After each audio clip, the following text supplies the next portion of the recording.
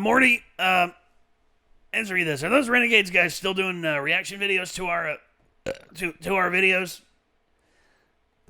Yeah, Rick, I believe so. I think they're doing pretty good.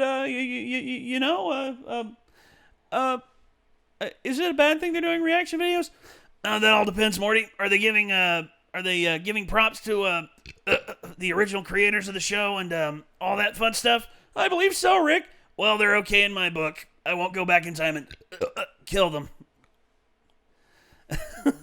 All right, sorry about that. Had to get my daily Rick and Morty impressions out of the way. Figured better to do it now than later in the episode, and you all just say, "Oh gosh, Nate sucks with Rick and Morty impressions." Like, I know, I'm just trying to have fun. I mean, that's a heck of a lot better than I could ever do. Well, I'm nothing compared to Justin Roiland. Justin Roiland can do them on command. Like, he does improvs on stage. The funniest thing he ever did was, as Rick, he prank called Joel Osteen. Wow. He prank called Joel Osteen and was pissed at him that he wouldn't open up his mega church to the Houston. How did he get his number? It's the Westboro, or not the Westboro, but it was his church's donation. Oh, line. so he didn't actually talk to Joel Osteen. No, he did say, yeah, this one goes out to Joel Osteen. You fucking suck, dude. You have a perfectly good mega church in there, and you won't allow the dirty people in, all because they're probably covered in water and probably human feces as well, because toilets probably got backed up. They probably got it all in their mouth, and it was pretty nasty. I'm sorry, but you're a dick. And I gotta agree, because for a man who's preaches prosperity and fairness and and kindness to fellow man, it's like, your church is just fine, Joel. Your church is just fine. Open the doors, let them in. Do something with the space that God has granted you. I mean, do something, man. Come on. Anyway, that's some real world stuff. That was on the H3H3 podcast, which if you want to check that out, feel free. It's one of the funnier H3H3 podcasts. It was absolutely hilarious. But anyway, we're going to be watching some more Rick and Morty. This is season 2, episode 3, autoerotic assimilation. Okay. There's a person who is in this episode of a certain actress who lends her voice to a certain character in this episode, whom I have exclaimed my love for to no end. You probably know her because I've said her name about 1,000 times. Christina Hendricks. Yep. She's in this, and God. I saw an interview over the other day. It was like one of the coolest interviews ever, because she was just like sitting there and like, instead of doing the normal interview, she just sat back and told jokes with the interviewer, just like going back and forth with jokes. It was hilarious and so awesome. God, I hate that she's married, but also I'm happy that she's happy. But I wish it was me. I'm just joking. That's just me being greedy. All right. So anyway, Rick and Morty, season 2, episode 3, autoerotic assimilation. Let's get it on screen, and let's give it a watch. Here we go. Oh yeah, baby! You're excited about that? The first rule of space travel, kids, is always check out distress beacons. 9 out of 10 times, it's a ship full of dead aliens and a bunch of free shit. Whoa! 1 out of 10 times, it's a deadly trap. But I'm ready to roll those dice. I respect it. I do too. Oh yeah, if you find a room full of eggs, don't shy away from it. Give one of them a shake. Those face huggers are worth more than this ship. Oh, what's that? This will make the cops write it up as a looting by the core blocks. That's horrible. I hear you, man. Cops are racist. Oh, hey, you're alive. Thank God. Then how do you know it didn't get on the ship with you? Those two ding-dongs seem pretty calm about the whole thing. Uh-oh. Oh, gross. Called it. Hello, Rick. Long time no see. Unity? Rick? Oh, boy. These are my grandkids, Summer and Morty. Summer, Morty, this is, Unity. We sort of used to, date. Oh, my. He was in a relationship with a hive mind.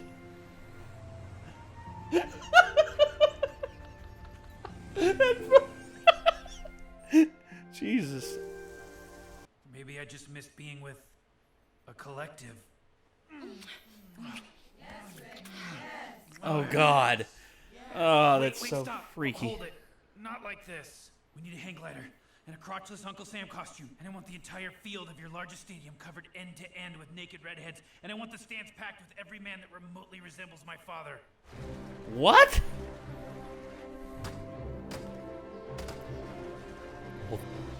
Look at him go. So coordinated. No, we don't want your dumb balloons. Okay, we're bored. Take us back to Rick. Now's not a good time.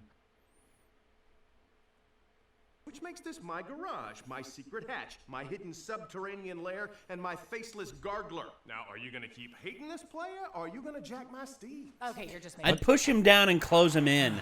Oh my god. Oh my god. Unity? Is it a bad time? Are all present life forms assimilated? Is that Patton Oswalt? Oh yeah, it is. Yeah. Rick. We can purify the resin and make fractal dust. Oh, I was thinking velocitinis, but... Aw, old man Rick can't party with the whole planet. Uh-oh. I could do whatever you do and more, baby. Jesus. You see that town across the river? Watch this. Whoa!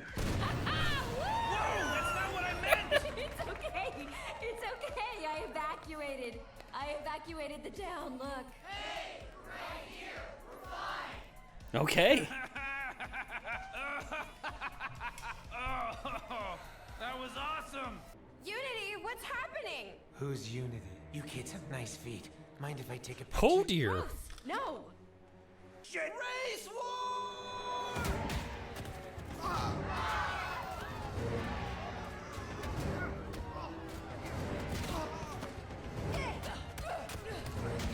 Well, Summer. Fighting! Can't you see you're all the same?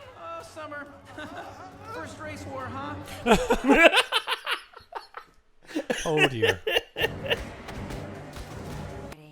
Oh my god, I have a meeting at the Galactic Federation in an hour. Oh, I'll never make it. I'll push it to next week. Unity, could you get Rick out here, please? He's unavailable. He's having sex with you. We get it. Gross. Get him out here now. I don't think he wants to be. Grandpa Rick! Rick! I'm gonna tell Mom and Dad about the Gagu you have locked up under the garage!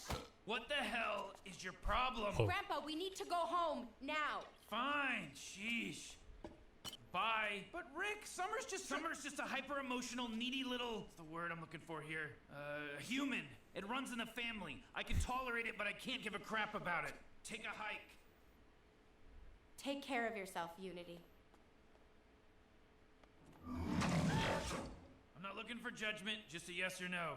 Can you assimilate a giraffe? You're the worst! Whoa. You're the worst! And do you know why I'm never coming back to this planet? Because the two of you are the worst. You both hate yourselves and each other. And the idea that it has anything to do with Rick is laughable. I'd laugh, but I'm biologically incapable. That's how alien I am. And even I'm sitting here listening to the two of you and being like, what the So, good luck with your shitty marriage, and tell Rick I'm sorry he has to deal with either of you. Blim blam, out!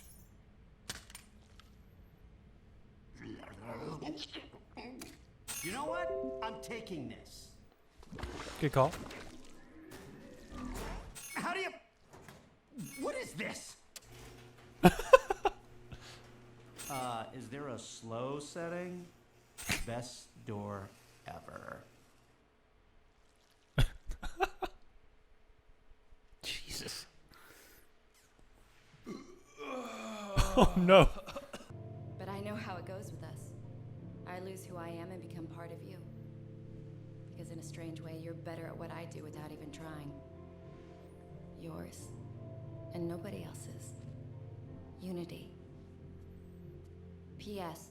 I don't know where those coal miners were before they were assimilated. You might want to get checked. Oh dear. Oh.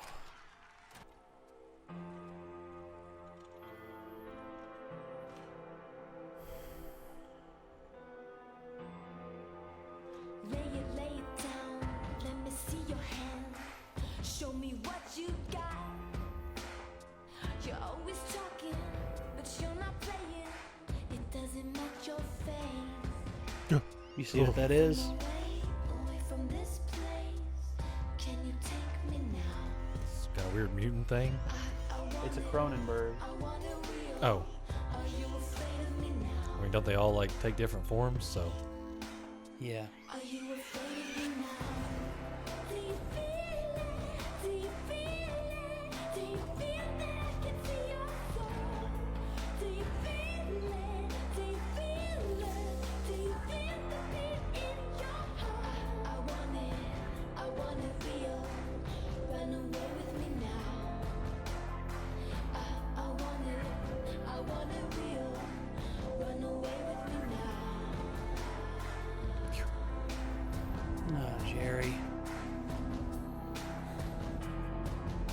Okay,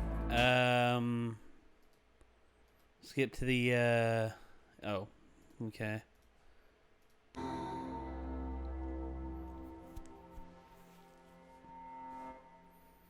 Unity! Unity! Unity! How can I assist you? I want to talk to Unity. Beta 7, I know it's in there. You are classified as a hostile entity, and Unity doesn't want to talk to you. I know your game, Beta 7. I've met a billion of you. You little on-deck, in-the-wings shoulder to cry on. You are classified as a hostile entity. Oh, you're just loving this mother... This isn't gonna shake out like you think, pal. Unity's not into other hive minds. It's gonna suck you in and use you up, and a month from now, I'm gonna be making out with all of you in a bunch of red wigs. Unity! Unity! Unity, I know you can hear me. Get out here! Weapon systems engaged. Oh, in your dreams, you have weapon systems. Rick, you said we were going to a movie? No, Morty. All right, Beta shit 7. You just got saved by the bell, bitch. Wow. Okay, so the Cronenberg that he fried before he tried to kill himself, a lot of people have theorized that it's Rick trying to fix what he did in episode 6 of last season. So that's why he had it frozen, trying to like come up with a cure or something? Yes. And this was him eventually giving up on that reality, giving up on that their former home, and eventually just being done, because I guess Unity hit a nerve with him when Unity wrote him that letter. And it's just, you see, a lot of people have like gone on record as saying that this is the episode where they realize that Rick is a much deeper character than they originally gave him credit for, because, you know, Sure. A lot of people see him as a shallow, crass, overbearing, you know, undercaring, you know, a-hole. Well, I mean, Birdman told us, you know, what his catchphrase meant, so obviously there was something else going on. Well, yeah, and a lot of people have theorized what would have, like, you know, Rick has said, you know, there's an infinite amount of possibilities out there, an infinite amount of universes. In some of the universes, like, people have, like, wrote in comment sections saying that in certain universes, Rick was successful with his suicide attempt, and the only person who would have known about it is Morty, and Beth would have come out there and just thought that her father had left again, and Morty would have been the only one who knew about it. And that's how this show works. I mean, because you consider every possibility. You know, the timeline we're following. We're following the timeline of this Rick and Morty. Rick C-17, I believe, is what he's called. This Rick and Morty. Whereas, you know, we're on a completely different timeline of Beth, Summer, and Jerry. Mm-hmm. And a lot of people said that this season is like the one that made people realize that this is such a great show, because season 1, you know, a lot of people said season 1 had its issues. You know, the constant belching from Rick that distracted from the storytelling. Some of the characters weren't as fleshed out and developed. Whereas in this one, it's a you have Jerry and Beth, you know, at each other's throats the entire episode, and Jerry is insecure about Rick living with them, and, you know, feeling as though feeling as though Rick is constantly mooching off of them, and Beth's afraid that Rick's going to leave again because, once again, going back to that abandonment talk we had during Cobra Kai, I mean, you see it goes the opposite direction sometimes. Some kids are so obsessed with meeting their other parent because they're just like, I wonder what they're like. I wonder if that the whole orphan, story. The parents had no choice but to give me up. My parents had no choice but to give me up. And while they were walking away, they had tears in their eyes, and one day they'd come back for me. That's the story I've heard a lot of orphans tell in their head, that their parents didn't want to give them up, but right. That's not often the case. You just have to take into assessment that some people are assholes. Some people are just like not meant to be parents, and that's a hard truth, but it speaks volumes. As for what happened here is that Rick, I think this was the point where Rick officially gave up on trying to go back to the previous universe that they occupied and just is continuing on. And another thing, an ironic thing about this, well, not ironic, but more of like a sad thing about this, the thing that is very slowly killing Rick, his alcoholism, saved his life right there, because he passed out drunk right before the laser went off. I mean, it's weird. It's weird. That's how weird this show can get sometimes. It just goes all over the place, and that's one thing that I've always seen with this show, and it's just been like, wow. It's because there's a lot to it. There's a lot more to it than people give credit for. But what did you think of this episode? It was something. Rick and a hive mind. If there was ever one ego big enough to actually equal Rick's to the point of where he'd actually consider a relationship, I would say it would probably be a hive mind or something along those lines.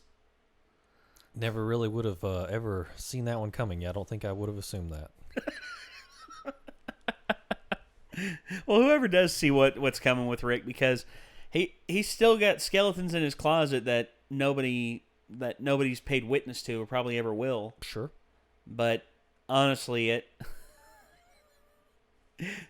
if you could let's see, I'm trying to think of what a good example would be for, like, an example of you ever seen Invasion of the Body Snatchers and stuff like that? Yeah, I mean, well, I know the story. I can't say I've watched it all the way through, but it's classic. Yeah, and well, Invasion of the Body Snatchers, the whole, beckoning for world peace and all that, and it's just like, oh, if only you would let them take over, everything would be fine.